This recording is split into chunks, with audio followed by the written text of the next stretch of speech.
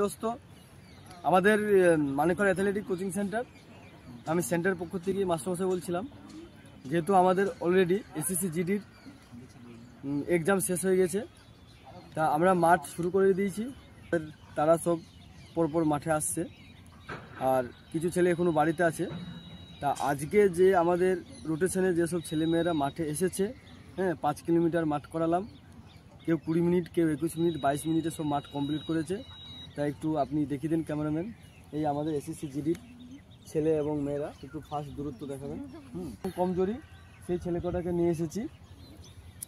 তা যাই হোক দোস্ত, এখনও আমার গোটা রাজ্যবাসীর ছেলে মেয়ের জন্য বলছি, যারা ভাবছো যে আমাদের এক্সাম ভালো হয়েছে, মাঠ কোথায় করব, কীভাবে করব, আমাদের কোচিং সেন্টারে চলে আসতে পারেন। আমাদের কোচিং সেন্টার হচ্ছে আবাসিক ক্যাম্পাস।